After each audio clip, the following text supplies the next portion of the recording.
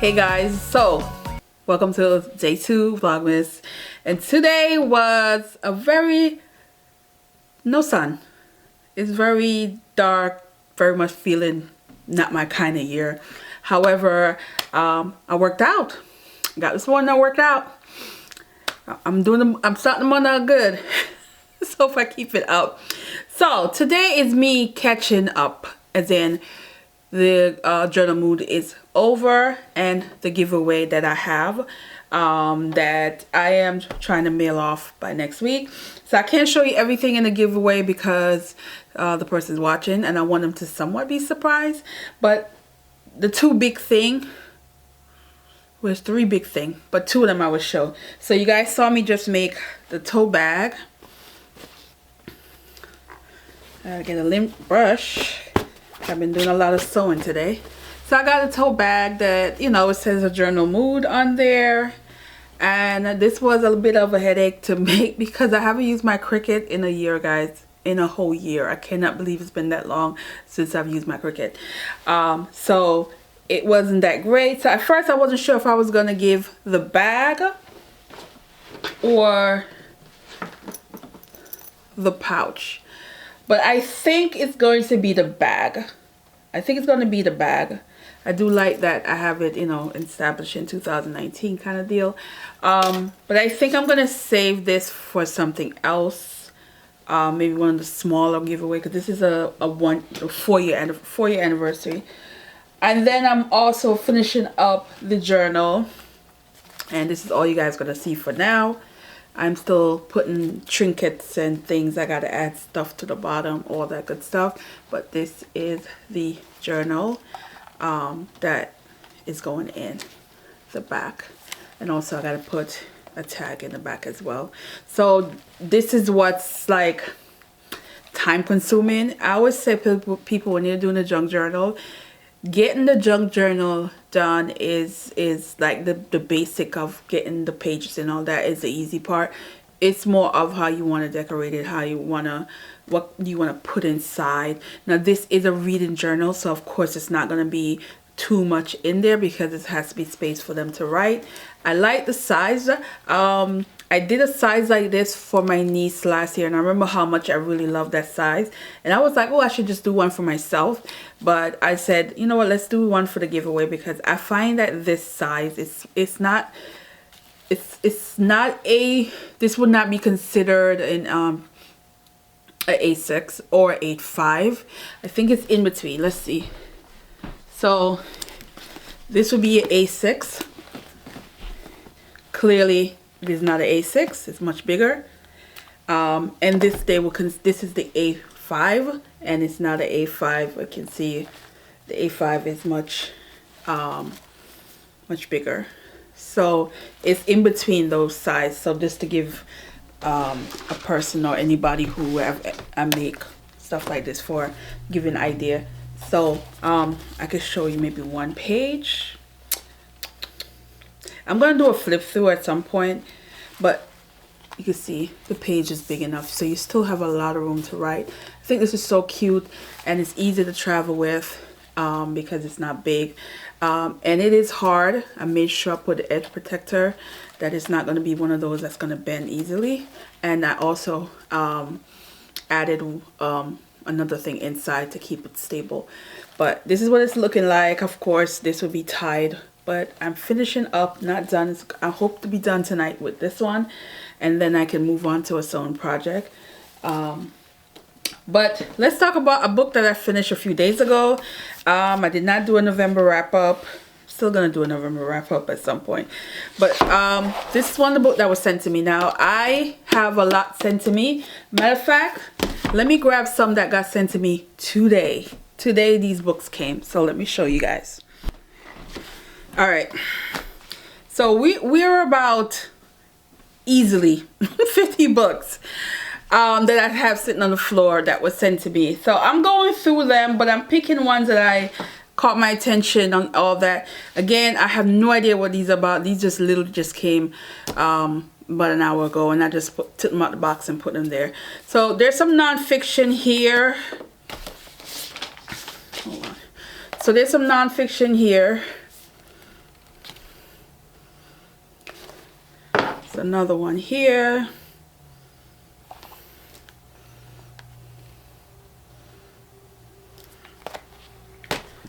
This one got ripped. Okay, this one's an interesting one. Again, a lot of nonfiction.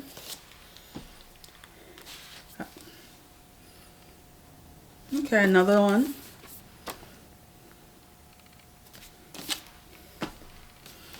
So this is, I believe, a novel. Yes, it's a novel.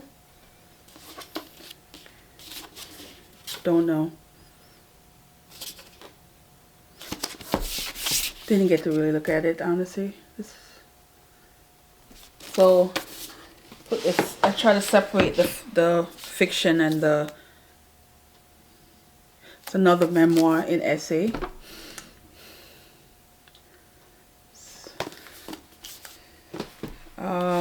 It's a novel. I think I've seen this. I think I've seen this on someone's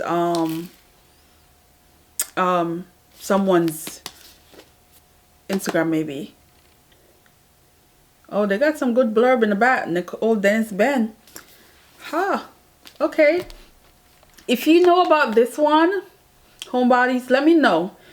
Because I would love to know if it should be on top of my list. But it's giving me possibility. But I'm going to read to see more about what it's about. So let me separate that one. There's another novel. This cover is amazing. Love this cover.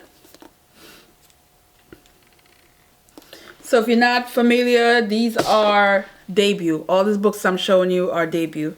Oh, Ken. Okay, so this is a nonfiction. Didn't even know he had a book out.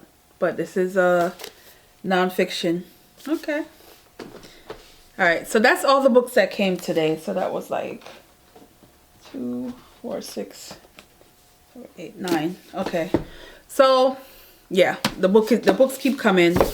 And so anyway, here goes another one off the list. So now I think I've read 3 that was sent to me so far. So I'm gonna keep going. So anyway, the Coleman Hill. Now, first off, this story gave me in the beginning, I kept thinking of another author. Oh my God, I cannot even think. Mary Monroe. Yeah, that's who this author was giving me in the beginning, where that family dynamic where it's a little drama and there's just things that's gonna make you laugh a little, the foul language or the personality of older character. That's given, but it didn't held on to it like I wanted it to. There was too much going on in this story. This story it's a generational situation. You have 2 women who left the South and go to New Jersey, and they went with their husband. One husband and then the other one lost his life. So there's that. Now they're on their own. And was it really a better life than staying in the South? Because now you're by yourself, having to raise children by yourself. So then it becomes a generation of stuff. Though this story took place early to 1900. So I believe it was like 1911, that kind of deal. So there's a little generational things happen where the children now and their children kind of situation. But there's broken relationship, and these women. These 2 women life interlocked because of the fact that one son dated the other daughter, and had children with that daughter, so that kind of deal. So this is where those 2 families combine in this story. I don't even know how to say it, because it's just a hot mess. It's just a messy family storyline. But this one didn't do it for me like I wanted it to. I mean, it falls into more of the 3-star for me, and that's me being generous, because I really wanted to love this. I thought it was gonna give me that, but there's moments of this where I felt it was just too much going on, and it never quite focused on one thing or the other. It's just the kids being rotten, and they want to. you know, they want to kill their grandmother. You know, you have this man who's just blaming everybody and thinking, oh, the woman put a curse on him, why, you know, things not happening. There's domestic violence going on in this as well. I mean, it's you know, the one woman throwing another one down. Y'all, it was just so much. It's so much, and you think it's enough where I would have loved the juiciness of it. That's word I'm trying to go with. But it just felt like it was just way too much going on and not enough strong a storyline to really capture you. And so it fell short in some areas. The beginning is very good. The beginning, I was there. I was loving the beginning. The middle just got too much, and it's just, and then some of the characters I just did not care for. And then the end, it was like try to wheel back in and get to like the point of the story. But it was just that middle, just not, it just kind of lost it for me, and I never quite recover from the storyline. But it is pretty much messy family, multi-generational stuff, multi-character in there talking, and it's just sad. It's sad. That's the best way to put it. It's sad. This is definitely not a happy-go-lucky family drama that no, it's just sad. That's the best way to put it. So it didn't work out for me like I wanted. This was the only want book, I think. The Study of Obedience was want for me too. So but for the most part, I had some amazing book in November. So, you know, we're going to talk about those books, because those books are definitely, there's some books that I read that is definitely making it to the top 10.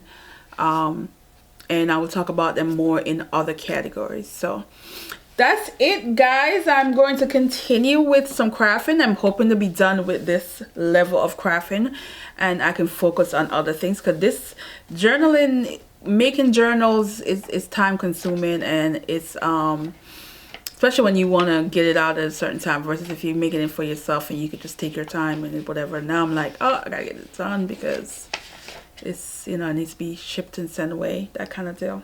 All right, let me know if you've read this and all those books that I showed you. If you read any of them, especially this one, let me know. I don't know. I think because I really love the authors that blurred this, I'm like, you know, I might need to check it out. All right, guys, so I am going to continue do what I'm doing, clean up and cook, and do some journaling for the day. All right, guys, bye.